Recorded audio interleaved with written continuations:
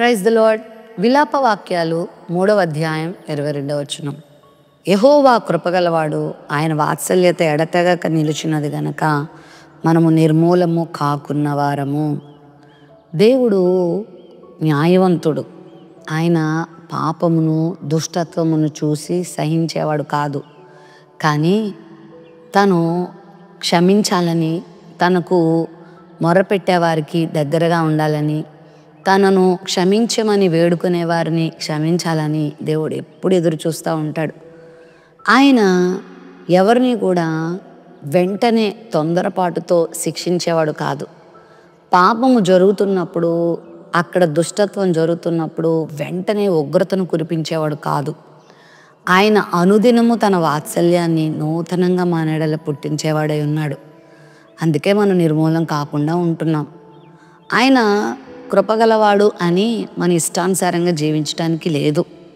ఆయన కృప చూపిస్తాడు. ఆయనకు సమీపంగా మనం చేరితే ఆయన వాత్సల్యత ఎడతెగక నిలిచేది, అది పోయేది కాదు. కాబట్టి ఆయన కృప కొరకు నువ్వు ప్రతిరోజు కనిపెట్టుకోవాలి. ఆయన కృప మీద ఆధారపడుతూ బ్రతకాలి. ఆయన కృపను సంపాదించుకుంటూ బ్రతకాలి. తనకు ప్రార్థన చేయవారందరికీ ఆయన కృప చూపించడానికి ఐశ్వర్యవంతుడై ఉన్నాడు. కాబట్టి దేవుడు నన్ను ఏం చేసేస్తాడో, నేనేమైపోతానో అని నువ్వేం భయపడొద్దు, కంగారు పడొద్దు. ఒకవేళ దేవునికి అవిధేయమైన కార్యాలు ఏమైనా చేసావా, ప్రభు దగ్గరకు రా, ప్రభువుని క్షమాపణ కోరుకో, ప్రభువుని వేడుకో. ప్రభువు వాత్సల్యం కలిగిన వాడు.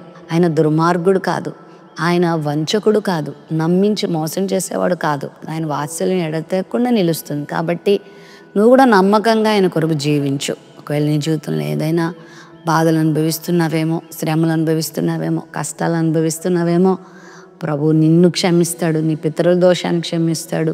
నిన్ను హక్కును చేర్చుకుంటాడు. నీకు మరలా కొత్త జీవితం ఇస్తాడు. నూతన మలుపు నీ జీవితంలో ఆయన అనుగ్రహిస్తాడు. ఇక నా బ్రతికి ఇంతేనేమో, నా జీవితం ఇలానే ముగిసిపోతుందేమో, శాపగ్రస్తంగా నా జీవితం అయిపోతుందేమో అని నువ్వు బాధపడొద్దు. ఎప్పుడైనా వెనుదిరిగిరా. యేసుప్రభు ఉపమానం చెప్పినటువంటి ఒక ఉపమానంలో ఒక తండ్రికి 2 కుమారులు ఉంటారు. అందులో చిన్న కుమారుడు తండ్రి ఆస్తి అంతటిని దుర్వ్యాపారం వల్ల పాడు చేసి పందులు తినే పొట్టుకు అతడు లోనవుతాడు. ఆ సమయంలో అతడు తండ్రిని జ్ఞాపకం చేసుకొని, నా తండ్రి దగ్గర ఎంత అద్భుతమైన ఆదరణ ఉంది, ఆ పనివారు కూడా ఎంత ఉల్లాసంగా ఉత్సాహంగా ఎంత దర్జాగా మా నాన్న దగ్గర బ్రతుకుతున్నారు, నేనేంటి ఇలా ఆకలితో చచ్చిపోతున్నాను, నా తండ్రి నన్ను దయ చూపిస్తాడు అనే విశ్వాసంతో వెనుదిరిగి వెళ్తాడు. మరి తండ్రి త్రోసివేయలేదు కదా, తండ్రి తృణీకరించలేదు కదా, తిట్టలేదు కదా, పోరా నా ఆస్తంతా పాడు చేసిన దుర్మార్గుడా అని అనలేదు కదా.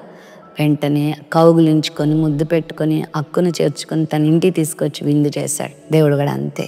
నిన్ను అసహించుకునేవాడు కాదు, నిన్ను త్రోసివేసేవాడు కాదు. ప్రభు దగ్గరకు నువ్వు వస్తే నిన్ను ఇప్పుడే ఆదరిస్తాడు, హక్కును చేర్చుకుంటాడు, కౌగులించుకుంటాడు. నీ కష్టం నుండి విడిపిస్తాడు, నీ బాధ నుండి విడిపిస్తాడు, నీ పాపం నుండి నిన్ను క్షమిస్తాడు, నేను అనేకులకు ఆశీర్వాదకరంగా మలుస్తాడు. ఆయన వాత్సల్యం ఎప్పటికీ తరగదు, ఎప్పుడు నిలిచేది. మనం నిర్మూలం అవ్వము. ప్రేమ నమ్మకం కలిగిన మా తండ్రి, నీ వాగ్దానం నీ బిడ్డల జీవితంలో నెరవేర్చండి.